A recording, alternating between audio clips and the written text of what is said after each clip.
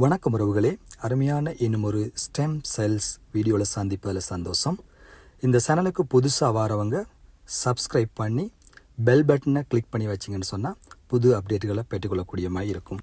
இந்த stem cells பற்றி பார்க்குறதுக்கு முன்னாடி இந்த கம்பெனியுடைய மேனேஜிங் டைரக்டர் யார், அது எங்கே இருக்குன்னு சொல்லி ஒரு சின்ன விளக்கத்தை பார்க்கலாம்னு சொல்லி நினைக்கிறேன்.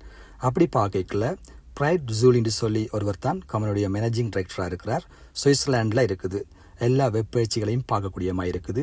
சோஷியல் மீடியா சைட்டை பார்த்தீங்கன்னு சொன்னால் ஃபேஸ்புக், இன்ஸ்டாகிராம் பகுதிகளில் எல்லாத்தையும் தெளிவாக பார்க்கக்கூடிய மாதிரி இருக்குது. அது மட்டும் இல்லாமல் குளோபல் காஸ்மெட்டிக் நியூஸ்ன்னு சொல்லி அங்கேயும் போய் எல்லாத்தையும் நாங்கள் பெற்றுக்கொள்ளக்கூடிய மாதிரி இருக்கும்.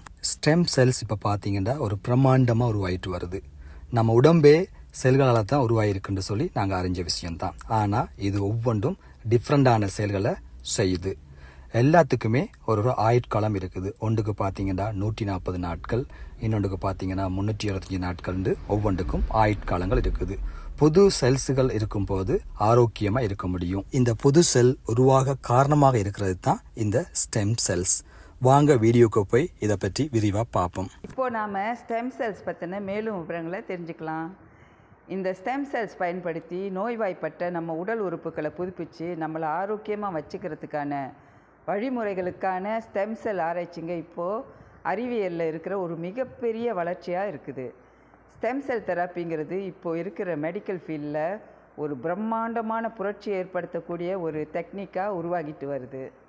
ஸ்டெம் செல்ஸ் எப்படி உடம்பில் வேலை செய்யுதுன்னு தெரிஞ்சுக்கிறதுக்கு முன்னாடி நம்ம உடம்பில் இருக்கிற செல்களை பற்றி ஒரு பேசிக் புரிதல் தேவை. நமக்கெல்லாம் தெரியும், சயின்ஸ் கிளாஸில் படிச்சிருப்போம், நம்ம உடம்பில் உள்ள ஒவ்வொரு உறுப்புகளோட பேசிக் ஸ்ட்ரக்சர் செல்களால் ஆனது. இந்த அணுக்களுடைய அதாவது செல்களோட கூட்டுக்கலவை தான் டிஷ்யூஸ்.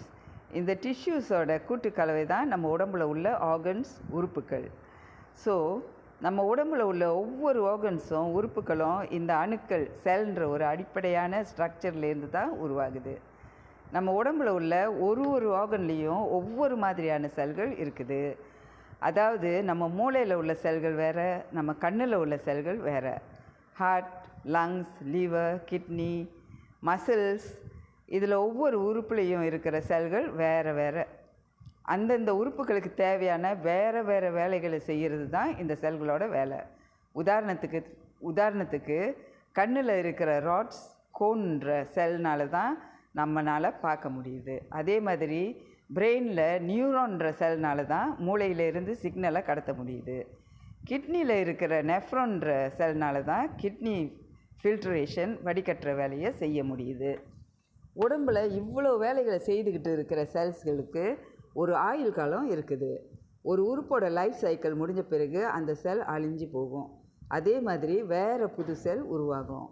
உதாரணத்துக்கு இரத்தத்தோட சிவப்பணுக்களுக்கு ஆயுள் காலம் 140 நாட்கள்னு விஞ்ஞானிகள் சொல்கிறாங்க. மூளை செல்லோட ஆயுட்காலம் 1 வருஷம். இப்படி ஒவ்வொரு உறுப்போட குறிப்பிட்ட லைஃப் சைக்கிள் முடியும் போது அந்த செல் அழிஞ்சு போய் புது செல் உருவாக்கப்படுது. புது செல் இப்படி உருவாகிக்கிட்டே இருந்தால் தான் நம்ம உடம்பில் டேமேஜ் அண்ட் ரிப்பேர் மெக்கானிசம் சீராக நடக்கும்.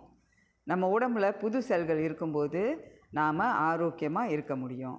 இந்த புது செல்ஸ் நம்ம உடம்புல உருவாகிறதுக்கு காரணமாக இருக்கிறது தான் இந்த ஸ்டெம் செல்ஸ்.